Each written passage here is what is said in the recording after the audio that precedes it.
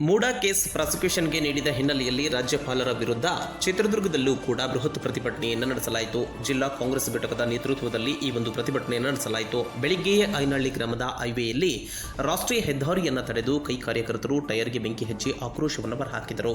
ಬಳಿಕ ಚಿತ್ರದುರ್ಗ ನಗರದ ಗಾಂಧಿ ವೃತ್ತದಿಂದ ಚಿತ್ರದುರ್ಗ ಜಿಲ್ಲಾ ಉಸ್ತುವಾರಿ ಸಚಿವರಾದ ಡಿ. ಸುಧಾಕರ್ ಅವರ ನೇತೃತ್ವದಲ್ಲಿ ಓಬವ್ವ ವೃತ್ತದವರೆಗೂ ಕೂಡ ಬೃಹತ್ ಪ್ರತಿಭಟನಾ ಮೆರವಣಿಗೆಯನ್ನು ಕೂಡ ನಡೆಸಿ ರಾಜ್ಯಪಾಲರ ವಿರುದ್ಧ ಆಕ್ರೋಶವನ್ನು ಕೂಡ ವ್ಯಕ್ತಪಡಿಸಲಾಯಿತು. ಇನ್ನು ಇದೇ ಸಂದರ್ಭದಲ್ಲಿ ಮುಖ್ಯಮಂತ್ರಿ ಸಿದ್ದರಾಮಯ್ಯ ಪರವಾಗಿ ಬೆಂಬಲಿಗರು ಜೈಕಾರವನ್ನು ಕೂಡ ಕೂಗಿದರು. ಈ ವೇಳೆ ಶಾಸಕರಾದ ಎನ್.ವೈ. ಗೋಪಾಲಕೃಷ್ಣ, ಬಿ.ಜಿ. ಗೋವಿಂದಪ್ಪ, ಟಿ. ರಘುಮೂರ್ತಿ ಹಾಗೂ ಮಾಜಿ ಸಚಿವ ಎಚ್. ಆಂಜನೇಯ ಹಾಗೂ ಮಾಜಿ ಸಂಸದರಾದ ಬಿ.ಎನ್. ಚಂದ್ರಪ್ಪ ಸೇರಿದಂತೆ ಹಲವರು ಈ ಒಂದು ಚಿತ್ರದುರ್ಗದ ಜಿಲ್ಲಾಡಳಿತಕ್ಕೆ ಮನವಿ ಪತ್ರವನ್ನು ಕೂಡ ಸಲ್ಲಿಸಿದರು. ಬಳಿಕ ಆಗಸ್ಟ್ 19 ಬೆಳಿಗ್ಗೆ 11 ಗಂಟೆಗೆ ಮಾಧ್ಯಮಗಳ ಜೊತೆ ಮಾತನಾಡಿದಂತಹ ಚಿತ್ರದುರ್ಗ ಜಿಲ್ಲಾ ಉಸ್ತುವಾರಿ ಸಚಿವರಾದ ಡಿ. ಸುಧಾಕರ್ ಅವರು ಬಿಜೆಪಿ ನಾಯಕರ ವಿರುದ್ಧ ಆಕ್ರೋಶವನ್ನು ಕೂಡ ಹೊರಹಾಕಿದರು.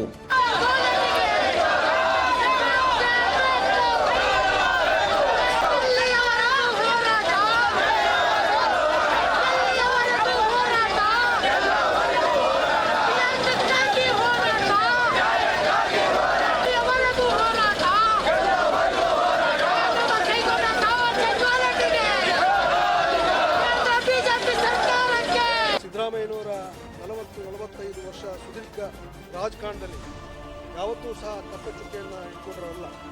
ಆದರೆ ಬಿಜೆಪಿ ಕುತಂತ್ರದಿಂದ ಸುಮಾರು 25 ವರ್ಷದ ಹಿಂದೆ ಘಟನೆಯನ್ನು ಸುಳ್ಳನ್ನು ಪ್ರತಿಬಿಂಬಿಸಿ ಅದನ್ನು ನಿಜ ಮಾಡಲಿಕ್ಕೆ ಕೊಟ್ಟಿರತಕ್ಕಂಥದ್ದು ಈ ರಾಜ್ಯದ ಜನರಿಗೆ ಅರ್ಥ ಆಗಿದೆ.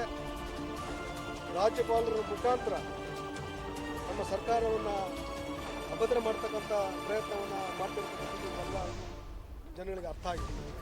ಅವರು ಯಾವುದೇ ಕಾರಣಕ್ಕೂ ಇದರಲ್ಲಿ ಯಶಸ್ಸನ್ನು ಕಾಣೋದಿಲ್ಲ. ಇಡೀ ಕರ್ನಾಟಕ ರಾಜ್ಯ ಹೈಕಮಾಂಡು, ಕಾಂಗ್ರೆಸ್ ಹೈಕಮಾಂಡು, 136 ಜನ ಶಾಸಕರು, ಇಡೀ ಸಚಿವ ಸಂಪುಟ ಇವತ್ತು ಮುಖ್ಯಮಂತ್ರಿಗೆ ಬೆನ್ನಿಗೆ ನಿಂತಿದೆ. ಇದೆಲ್ಲವನ್ನೂ ಸಹ ಇದು ಸಿದ್ದರಾಮಯ್ಯನವ್ರಿಗೆ ಆಗಿರ್ತಕ್ಕಂಥ ಅಗೌರವ ಅಲ್ಲ. ಇದು 136 ಜನ ಶಾಸಕರಿಗೆ, ಇಡೀ ಮಂತ್ರಿಮಂಡಲಕ್ಕೆ, ನಮ್ಮ ಕಾಂಗ್ರೆಸ್ ಪಕ್ಷದ ಕಾರ್ಯಕರ್ತರಿಗೆ ಬಿಜೆಪಿ ಮಾಡಿರ್ತಕ್ಕಂಥ ಅವಮಾನ ಅನ್ನೋ ಮಾತನ್ನು ಇದನ್ನು ಹೇಳಿ ಇದನ್ನು ಖಂಡನೆ ಮಾಡಿ ಸನ್ಮಾನ್ಯ ರಾಷ್ಟ್ರಪತಿಯವರಿಗೆ ನಾವು ಜಿಲ್ಲೆಯ ಪರವಾಗಿ ಮೆಮೊರಂಡಮನ್ನು ಮನವಿ ಪತ್ರವನ್ನು ಕಳಿಸಿದ್ದೇವೆ. ಕೂಡಲೇ ರಾಜ್ಯಪಾಲರನ್ನು ವಾಪಸ್ ಕರೆಸ್ಕೋಬೇಕು. ಅವ್ರು ಕೊಟ್ಟಿರ್ತಕ್ಕಂಥ ಪ್ರಾಸಿಕ್ಯೂಷನ್ ಅನುಮತಿಯನ್ನು ವಾಪಸ್ ಕೊಟ್ಟಿರ್ತಕ್ಕಂಥ ಕೆಲಸ ಮಾಡಬೇಕನ್ನೋ ಮನವಿಯನ್ನು ನಾವು ಮಾಡಿದ್ದೇವೆ.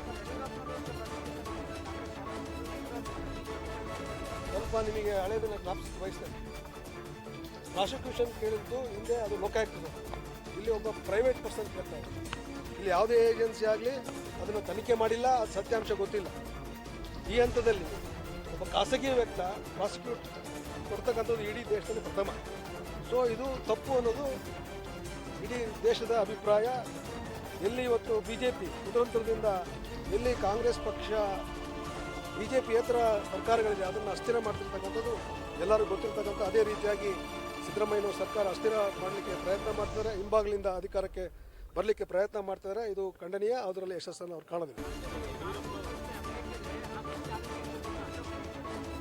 ಅಶೋಕ್ ಅವರು ಪಾಪ ಅದನ್ನು ಹೇಳ್ತಲ್ಲ, ನಾನು ಅವರು 5 ವರ್ಷ ಅವ್ರ ಜೊತೆಗಿದ್ದವನು. ಅವರೆಲ್ಲ ಹೆಂಗಂದರೆ ಸ್ಯಾಡಿಸ್, ಅವರಿಗೆ ಅಧಿಕಾರ ಬಿಟ್ಟು ಒಂದು ದಿವಸನೂ ಇರೋಕ್ಕಾಗಲ್ಲ. ಈ ರಾಜ್ಯದ ಮ್ಯಾಂಡೇಟನ್ನು ಅವ್ರು ಒಪ್ಕೊಳ್ಳೋಕ್ಕಾಗಲ್ಲ. ಗೌರವಯುತವಾಗಿ ಮ್ಯಾಂಡೇಟನ್ನು ಒಪ್ಕೊಂಡು 5 ವರ್ಷ ಅಭಿವೃದ್ಧಿಗೆ ಸಹಕಾರ ಕೊಡಬೇಕು. ಅದು ಬಿಟ್ಟು ಸರ್ಕಾರವನ್ನು ಹಿಂಬದಿಯಿಂದ ಅಸ್ಥಿರಗೊಳಿಸ್ತಕ್ಕಂಥ ಮಾತುಗಳು ಇಡೀ ರಾಜ್ಯಕ್ಕೆ ಅರ್ಥ ಆಗಿದೆ.